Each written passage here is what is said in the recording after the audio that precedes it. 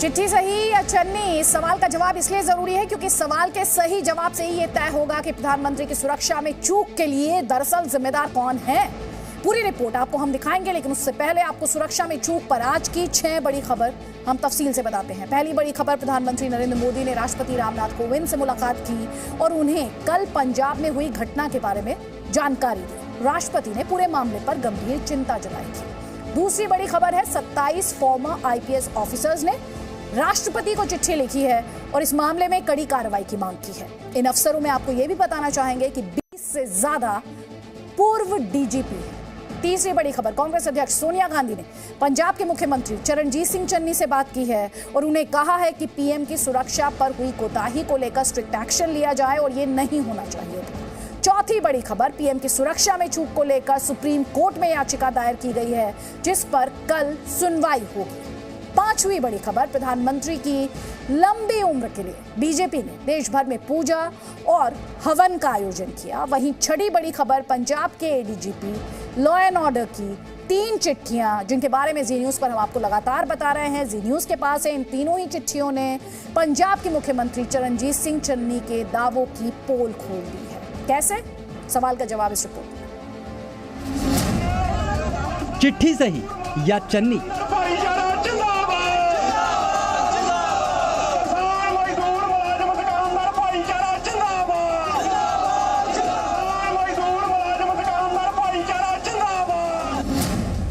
प्रधानमंत्री नरेंद्र मोदी की सुरक्षा में चूक पर पंजाब के मुख्यमंत्री चरणजीत सिंह चन्नी के दावे में कितना दम है, इसे समझने के लिए आपको 3 बातें देखनी और समझनी होगी। पहली बात, चन्नी का दावा क्या है। दूसरी बात, वीडियो क्या कह रहा है। और तीसरी बात, पंजाब के एडीजीपी लॉ एंड ऑर्डर की चिट्ठी में क्या है। पहले पंजाब के मुख्यमंत्री चरणजीत सिंह चन्नी का दावा सुनिए। ये हेलीकॉप्टर पे जाना था, अचानक प्रोग्राम सड़क पे जाने का बनाया गया, जो कि प्रोग्राम में नहीं था, पहले से नहीं था। अब आपको प्रधानमंत्री की यात्रा पर पंजाब के एडीजीपी लॉ एंड ऑर्डर की चिट्ठियां दिखाते हैं। पहली चिट्ठी 2 जनवरी को यानी घटना से 3 दिन पहले लिखी गई थी। दूसरी चिट्ठी में तारीख 3 जनवरी दर्ज है और तीसरी चिट्ठी 4 जनवरी की है। पंजाब के एडीजीपी लॉ एंड ऑर्डर की 2 जनवरी को लिखी चिट्ठी में ये बात साफ साफ लिखी गई है कि आप सभी अवगत हैं कि प्रधानमंत्री की रैली 5 जनवरी 2022 को फिरोजपुर में रखी गई है और 5 जनवरी 2022 को बारिश की संभावना है, इसलिए मुख्यमंत्री और दूसरे वीआईपी भी सड़क मार्ग से आपके क्षेत्र में गुजर सकते हैं, खासकर चंडीगढ़ से फिरोजपुर तक। कृपया उसके मुताबिक रूट का इंतजाम करें।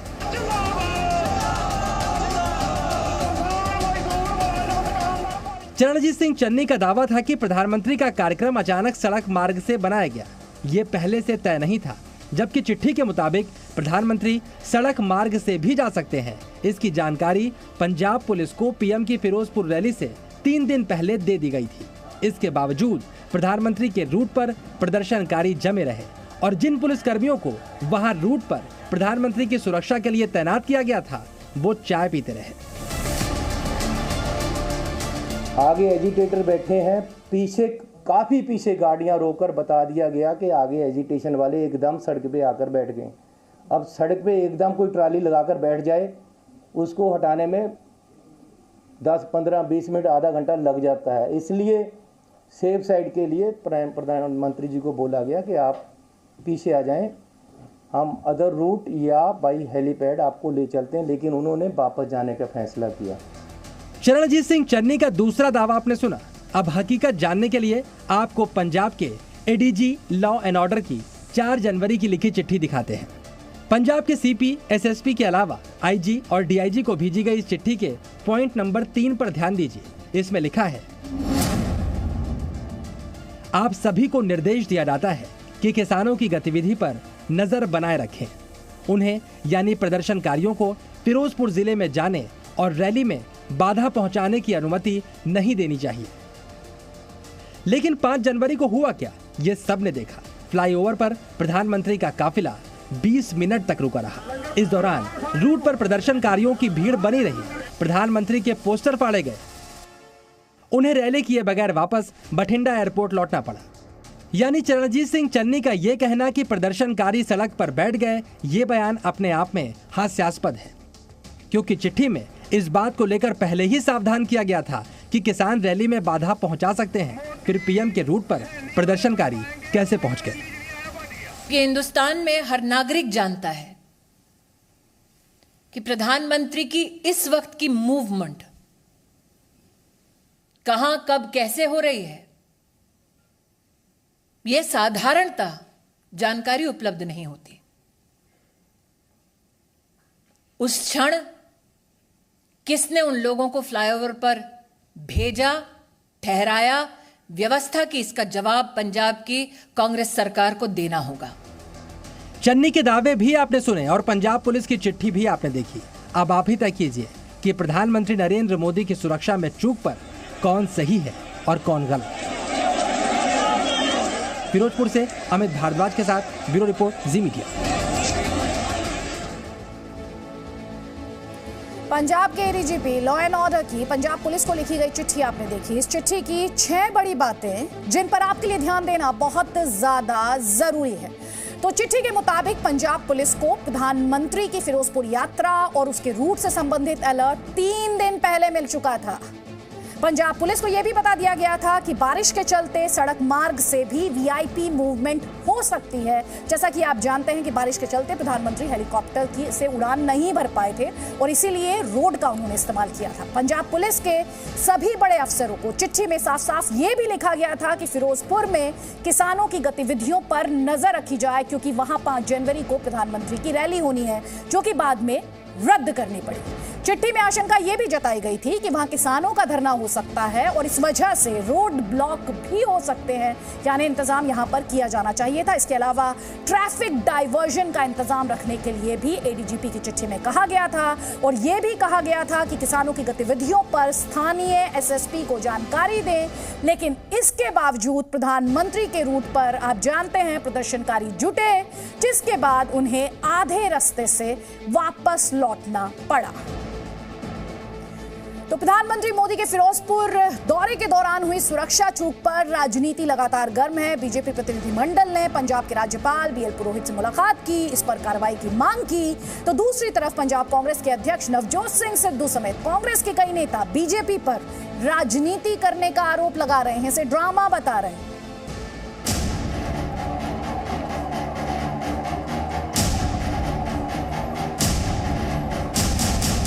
खाली कुर्सियां ਨੂੰ ਭਾਸ਼ਣ ਤੇ ਹੀ ਤੁਰੀ ਜਾਂਦਾ ਸੀ। ਬੁਲਬੁਲਾ ਜਿਹਾ ਬਣਾਇਆ ਸੀ ਸਾਲਾ, ਪਟਾਕ ਦਨੇ ਪਾਟ ਕੇ ਥੱਲੇ ਆ ਗਏ ਹੈ। ਤੇ ਪ੍ਰਧਾਨ ਮੰਤਰੀ ਆਇਆ ਹੋਵੇ ਤੇ ਇੱਜ਼ਤ ਕਿੱਦਾਂ ਬਚਾਣੀ ਸੀ। देश के प्रधान की सुरक्षा में सेंध लग गई। देश के प्रधान के काफिले के पास तक प्रदर्शनकारियों की भीड़ पहुंच गई।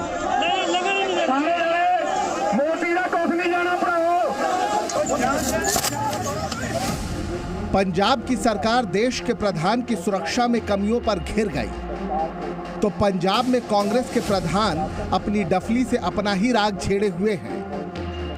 सवाल प्रधानमंत्री की सुरक्षा का है, पर शायद सुरक्षा में चूक रह जाए तो रह जाए, पर सियासत में चूक न होने पाए। गुरु की सियासी डफली बजी तो कृषि कानून का राग छिड़ गया। प्रधानमंत्री साहब, मैं पूछना चाहना कि साडे किसान वीर साडी पग 1.5 ਤੋਂ 2 ਸਾਲ ਦਿੱਲੀ ਦੀਆਂ ਬਰੂਹਾਂ ਦੇ ਉੱਤੇ ਬੈਠੀ ਰਹੀ ਤੇ ਤੁਹਾਡੇ ਕਿਸੇ ਮੀਡੀਆ ਨੇ ਕੱਖ ਨਹੀਂ ਬੋਲਿਆ ਤੇ ਕੱਲ ਤੁਹਾਨੂੰ 15 ਮਿੰਟ ਰੁਕਣਾ ਪੈ ਗਿਆ ਤੇ ਆਉਂ ਹੋ ਗਈ। सिद्धू का सच तो सिद्धू ही जाने, पर कांग्रेस के अंदर खाने पीएम की सुरक्षा में हुई इस चूक पर गजब का कंफ्यूजन है। पंजाब से लेकर दिल्ली और छत्तीसगढ़ तक कांग्रेस नेताओं के बयान के बाद ये समझना मुश्किल है कि कांग्रेस को ज्यादा चिंता पीएम की सुरक्षा में लगी सेंध की है या फिर अपनी सियासत की। प्रधानमंत्री के मुखमंडल से इसका राजनीतिकरण आरंभ हुआ और फिर उसके साथ साथ पूरा उनका पार्टी और सब लोग शुरू हो गए। अगर प्रधानमंत्री की सुरक्षा में कोई कोताही हुई है, कोई अनगहली हुई है, किसी तरह का लैप्स हुआ है, एक सिटिंग जज हाई कोर्ट द्वारा इसकी जांच की जानी चाहिए और जो भी जिम्मेदार हैं उनकी जिम्मेवारी सुनिश्चित करके उनके ऊपर कार्रवाई की जानी चाहिए। क्या ये आपके आईबी की फेल्योर नहीं है? आपके आईबी, सीबीआई, आपके पास तो सुरक्षा के बहुत सारे एजेंसी हैं, वो क्या कर रहे थे? आपने उस पर क्या कार्रवाई की? को देश के प्रधानमंत्री आए थे, वो किसी एक पार्टी के प्रधानमंत्री नहीं है। जब उनका प्रोग्राम आ गया था तो यहाँ कैंप करना चाहिए था, देखना चाहिए था। जब पंजाब पुलिस को पता लग गया था कि वेदर कास्ट जो बता रहा है कि बरसात ज़्यादा आएगी, तो उसमें क्या अरेंजमेंट्स किए थे उन्होंने? नेता शायद मानेंगे नहीं, लेकिन जनवरी की ठंडी में राजनीति की गर्मी ये है कि कांग्रेस के दिग्गज आज सिर्फ ये साबित करने मीडिया के सामने आए कि पंजाब सरकार की ओर से पीएम की सुरक्षा में कोई कमी नहीं की गई। छत्तीसगढ़ के मुख्यमंत्री भूपेश बघेल, राजस्थान के मुख्यमंत्री अशोक गहलोत और राज्यसभा में नेता विपक्ष मल्लिकार्जुन खड़गे मीडिया के सामने आए और उनकी जुबान ये बताते बताते नहीं थकी कि ये किसानों का गुस्सा था, ना कि सुरक्षा में सेंध। जवाब देने के लिए बीजेपी नेताओं की भी कमी नहीं थी। केंद्रीय मंत्री अनुराग ठाकुर ने इसे बहुत बड़ी चूक बताया। प्रधानमंत्री जी की सुरक्षा में जो चूक ही नहीं, बहुत बड़ी चूक जो पंजाब में हुई, कुछ लोग सुप्रीम कोर्ट भी गए हैं, न्यायालय भी इस पर देख रहा है, होम मिनिस्ट्री ने भी इस पर कार्रवाई करने की बात कही है, ताकि जानकारी जुटाने के बाद जो जो कदम उठाने होंगे वो बड़े और कड़े निर्णय जो भी हो वो करेंगे। तो रक्षा मंत्री राजनाथ सिंह ने उत्तराखंड में हुंकार भरी और पूछा कि क्या इस गलती पर कांग्रेस माफी के काबिल है। मैं आपसे पूछना चाहता हूं, मैं सभी से इसका जवाब मैं चाहता हूं, क्या बहनों भाइयों ऐसी कांग्रेस को क्षमा किया जाना चाहिए? मैं आपसे जवाब चाहता हूं, हाथ उठाकर बताइए कि क्षमा किया जाना चाहिए कि नहीं? कांग्रेस का वार है तो बीजेपी का पलटवार है। पंजाब बीजेपी वालों ने राज्यपाल से मुलाकात कर कार्रवाई की मांग कर दी है। यानी साफ है कि सुरक्षा फेल हो ना हो, राजनीति अपना खेल दिखाने लगी है। फिरोजपुर से अमित भारद्वाज के साथ ब्यूरो रिपोर्ट, जी मीडिया।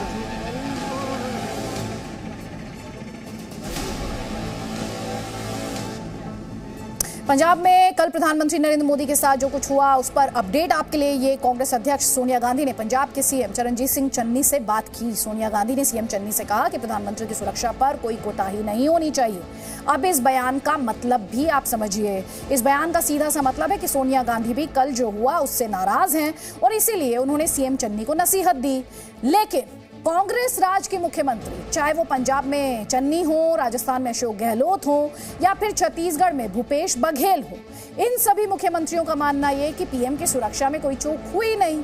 अब समझने वाली बात यह कि सोनिया गांधी का बयान एक तरफ और कांग्रेस राज के मुख्यमंत्रियों का बयान दूसरी तरफ, इन दोनों ही बयानों के अंतर को समझिए, फर्क साफ दिखाई दे रहा है। तो पंजाब में जो हुआ उसे बीजेपी प्रधानमंत्री मोदी की जान लेने की कोशिश बता रही है। देश भर में प्रधानमंत्री मोदी की लंबी आयु के लिए पूजा पाठ और हवन शुरू हो गए और कई जगहों पर लोगों ने मार्च भी निकाला है।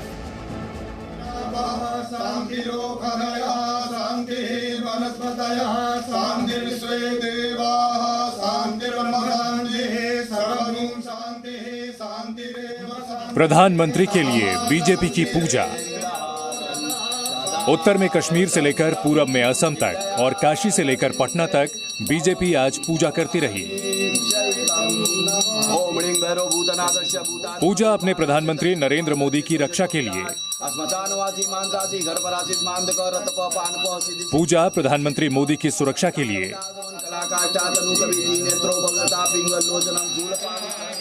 पूजा अपने सबसे बड़े नेता की लंबी आयु के लिए।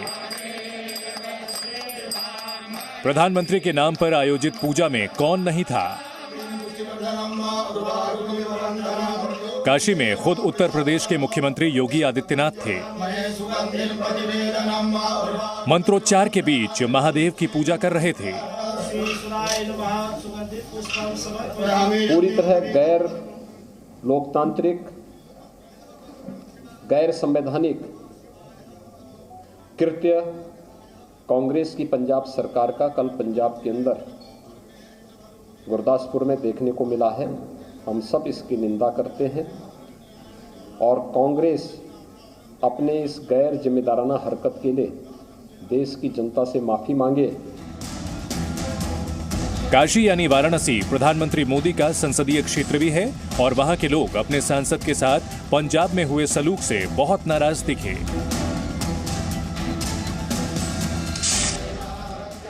तो मध्य प्रदेश के मुख्यमंत्री शिवराज सिंह चौहान भोपाल में प्रधानमंत्री मोदी की बड़ी तस्वीर के पास बैठकर उनकी लंबी उम्र के लिए प्रार्थना कर रहे थे। असम के मुख्यमंत्री हेमंता बिस्वा शर्मा ने भी प्रधानमंत्री के दीर्घायु होने के लिए यज्ञ का आयोजन किया। सुबह से ही हमारा बीजेपी का कार्यकर्तागण पूजा अर्चना किया, प्रधानमंत्री जी का शतायु के लिए प्रार्थना किया। मैं और हमारा पार्टी का स्टेट प्रेसिडेंट श्री भवेश कलिता जी, हम लोग भी इसमें शामिल हुआ। दिल्ली में बीजेपी नेता दुष्यंत गौतम ने भी पीएम मोदी की लंबी उम्र के लिए महामृत्युंजय जाप किया। हम भगवान से प्रार्थना कर रहे हैं, प्रभु हम तेरे कार्य के लिए निकले हैं, इसलिए हमारी सुरक्षा करें, हमारे देश के प्रधानमंत्री की सुरक्षा करें और प्रधानमंत्री की दीर्घायु के लिए हम प्रार्थना करेंगे। श्रीनगर में बीजेपी कार्यकर्ताओं ने पंजाब सरकार और कांग्रेस के खिलाफ नारेबाजी की। प्रधानमंत्री की सुरक्षा में चूक पर पंजाब की कांग्रेस सरकार सवालों के घेरे में है। वहीं बीजेपी देवालय और न्यायालय दोनों की शरण में है। ब्यूरो रिपोर्ट, जी मीडिया। और इस वक्त की बड़ी खबर, केंद्रीय मंत्री स्मृति ईरानी ने बड़ा हमला किया है कांग्रेस पार्टी पर। वो कह रही हैं सोनिया गांधी का सीएम चन्नी से बात करना ये बताता है कि उन्होंने अपनी गलती मान ली है। प्रधानमंत्री की सुरक्षा में चूक से जुड़ी इस वक्त की ये बड़ी खबर है। अपडेट आपके लिए यही, केंद्रीय मंत्री स्मृति ईरानी ये कह रही हैं कि अब कांग्रेस पार्टी और सोनिया गांधी ने ये मान लिया है कि पंजाब सरकार से चूक हुई है। जनता की प्रार्थना, जनता की चिंता को देखकर आज सोनिया जी का ये कथन सामने आया है।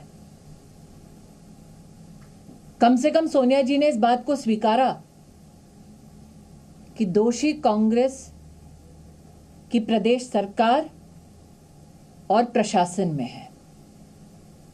लेकिन कहीं ऐसा तो नहीं कि मोहरे को इस प्रकार का आदेश दे परिवार ने अपना पल्ला झाड़ लिया है।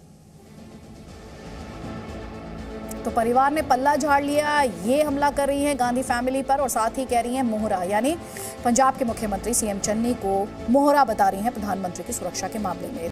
नमस्कार, मैं हूं आपके साथ में मानसा मलिक। देश हित में अब बात करते हैं अफगानिस्तान में तालिबान की क्रैश लैंडिंग की, जिसकी चर्चा इस वक्त सिर्फ अफगानिस्तान में नहीं बल्कि पूरी दुनिया में हो रही है। तालिबान को काबुल में कब्जे के बाद बड़ी संख्या में अमेरिका के छोड़े गए हेलीकॉप्टर्स और एयरक्राफ्ट मिल गए, लेकिन तालिबान के पास इसे उड़ाने के लिए पायलट नहीं। इसका नतीजा क्रैश के तौर पर सामने आ रहा है। कंदहार में भी तालिबान के अनाड़ी पायलट ने एक ऐसा ही क्रैश कर दिया। रिपोर्ट देखिए।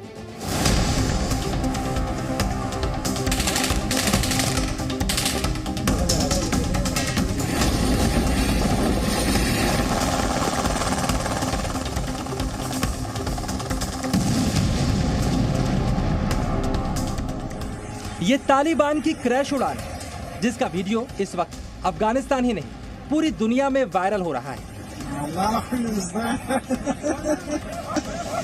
लोग बात कर रहे हैं तालिबान के हाथ अमेरिकी हेलीकॉप्टर्स तो लग गए हैं, लेकिन तालिबान की उड़ानें सिर्फ उनके लिए नहीं बल्कि अफगानिस्तान की जनता के लिए भी जान का जोखिम साबित हो रही है।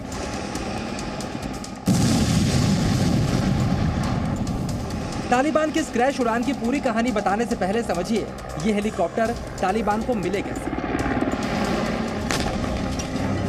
ये तालिबान जो 15 अगस्त 2021 से पहले अमेरिकी और अफगानी सेना के खिलाफ छापेमार युद्ध लड़ा करता था, लेकिन काबुल पर कब्जे के बाद तालिबान के हाथ में लगा हथियारों का ऐसा जखीरा जिसे हासिल करने की कल्पना भी तालिबान ने कभी नहीं की होगी।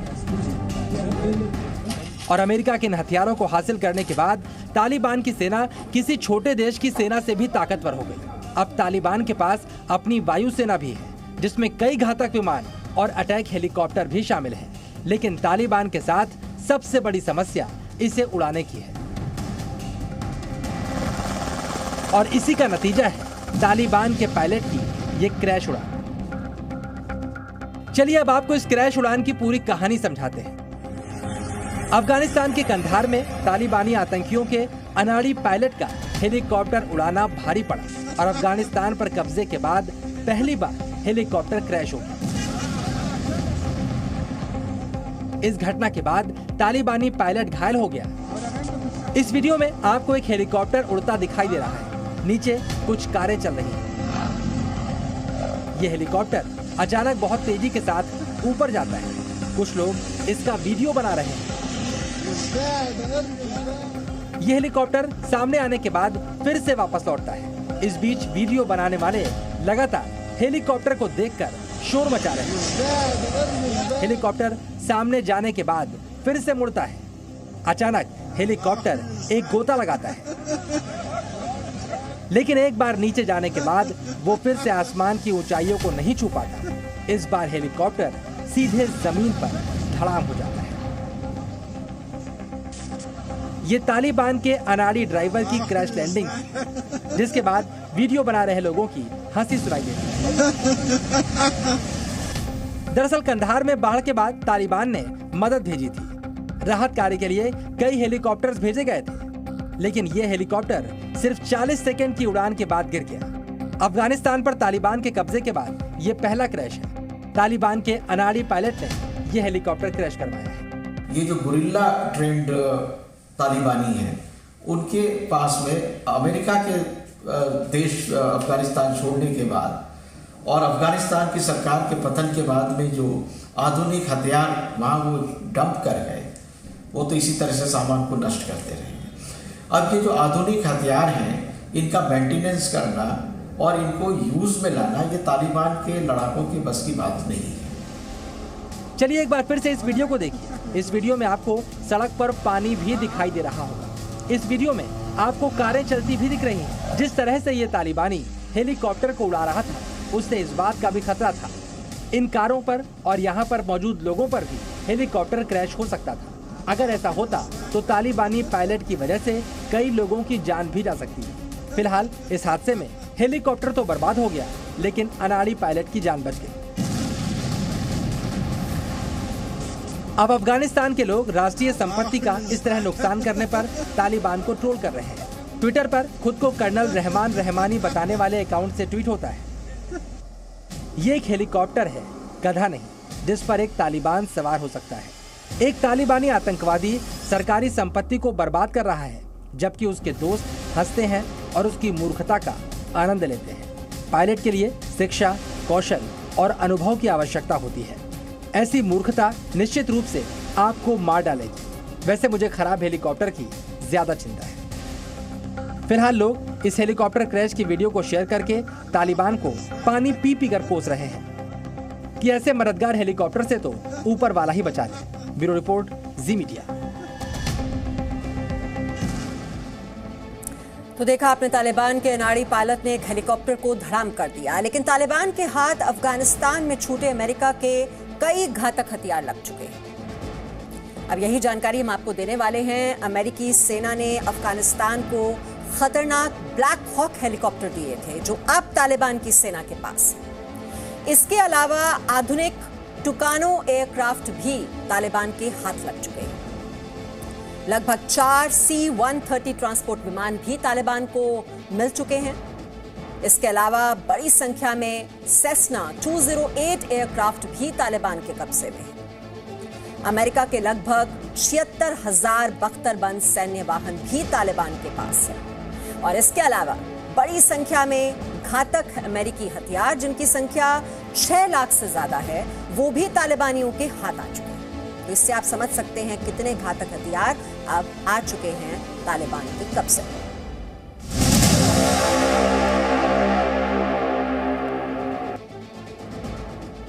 और अब बात करते हैं अफगानिस्तान और पाकिस्तान के बीच ड्यूरेंट लाइन पर चल रहे ड्रामा की।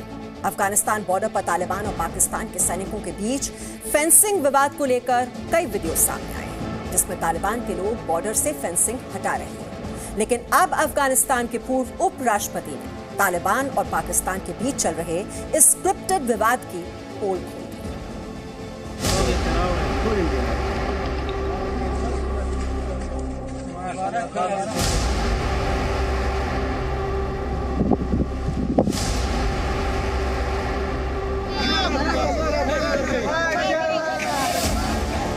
अफगानिस्तान और पाकिस्तान के बीच डूरन लाइन पर विवाद वाली ये तस्वीरें आपको जरूर याद होंगी। पाकिस्तानी सेना की तरफ से डूरन लाइन पर जो फेंसिंग लगाई जा रही थी, तालिबानियों ने उसे गिरा दिया।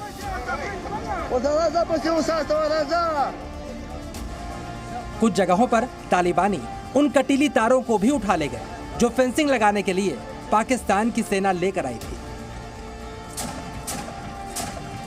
तालिबान पाकिस्तान को डराता रहा और परमाणु बम रखने वाले पाकिस्तान की सेना की घिघी बंधी रही। तालिबान ने तो पाकिस्तान को डूरन लाइन पर युद्ध तक की धमकी दे डाली। दुनिया हैरान थी। आखिरकार एक ही थैली के चट्टे बट्टे माने जाने वाले तालिबान और पाकिस्तान के बीच ये हो क्या रहा है। लेकिन अब अफगानिस्तान के पूर्व राष्ट्रपति अमरुल्लाह सालेह ने इस पूरे एपिसोड की असलियत बता दी।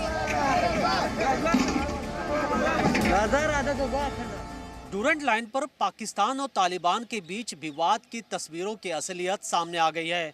अफगानिस्तान के पूर्व उपराष्ट्रपति अमरुल्लाह सालेह ने दावा किया है कि डूरन लाइन पर पाकिस्तान और तालिबान के बीच विवाद स्क्रिप्टेड है और डूरन लाइन पर तालिबान और पाकिस्तान के बीच फिक्स मैच चल रहा है, जिसकी सूत्रधार और कोई नहीं बल्कि पाकिस्तान की खुफिया एजेंसी ISI है। अमरुल्लाह सालेह जो अफगानिस्तान में तालिबान के कब्जे के बाद हमले से बचने के लिए छिपे हुए, लेकिन बॉर्डर पर तालिबान और पाकिस्तान की सेना के बीच विवाद की सच्चाई उन्होंने ट्विटर के माध्यम से बताई।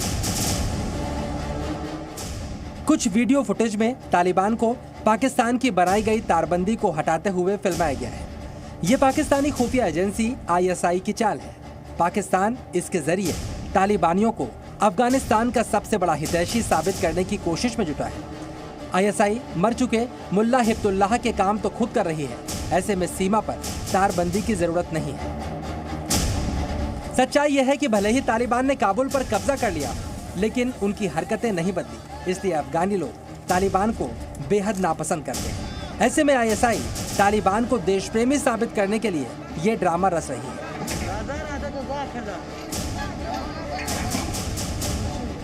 अफगानिस्तान के लोगों को इस बात का शक पहले से था, अगर तालिबान को सत्ता मिली तो वो डूरन लाइन पर पाकिस्तान से समझौता कर लेंगे।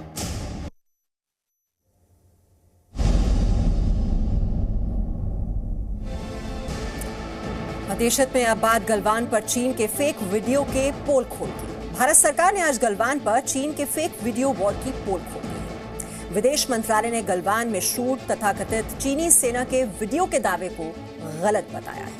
चीन ने इस वीडियो के जरिए गलवान पर दावा करने की कोशिश की।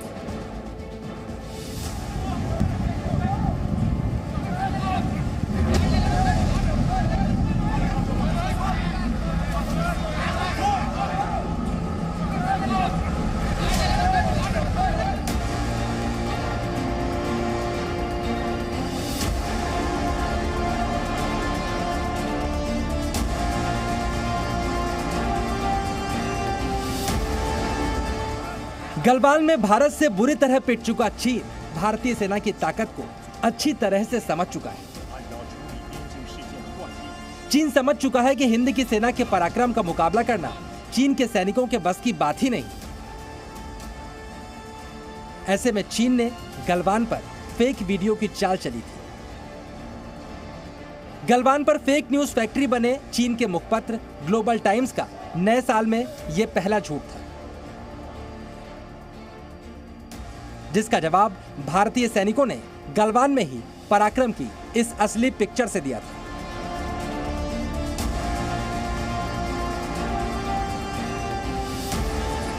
पहले बात चीन के झूठ की। ग्लोबल टाइम्स ने एक वीडियो जारी करके इसे गलवान में चीन की सेना द्वारा शूट किया गया वीडियो बताया था। हालांकि यह वीडियो खुद चीन के मुखपत्र के दावे की पोल खोल रहा था। लेकिन अब भारत सरकार ने भी गलवान में चीन की वीडियो की असलियत बता दी है। Look, I think the media reports that you are referring to, or have been by all these journalists, are not factually correct. अब सवाल उठता है, चीन ने आखिरकार ये वीडियो वार खेलने की कोशिश क्यों की? एक्सपर्ट के मुताबिक चीन ऐसे वीडियो से अपने देश के लोगों को गलत तस्वीरें तो दिखाता ही है, बल्कि अपने दुश्मनों को डराने की कोशिश भी करता है। लेकिन यहाँ पर चीन भूल जाता है कि गलवान में उसकी साजिश के सामने कोई छोटा मोटा देश नहीं, बल्कि भारत खड़ा है। ये भी एक इंडिकेशन है कि जब वो इसको कह रहे हैं कि गलवान में हमारे लोग पहुंच चुके हैं जो इंडिया के कंट्रोल में इस वक्त है, तो आगे चल के उनकी जो मंशा है वो है कि इसको भी हम ग्रैब कर लें। जैसे और जगहों में धीरे धीरे करके सलामी स्लाइसिंग करके उन्होंने काफ़ी जगहों को अपने कब्जे में ले लिया है। साउथ चाइना सी में भी ले लिया है और हमारे बॉर्डर के अलॉन्ग। चाइना की जो अप्रोच रही है हमेशा प्रोपेगेंडा वाली रही है। एक बार फिर से पर्दाफाश हो गया चीन के झूठ का। Presenting B News app available on Google Play and App Store. Download it now.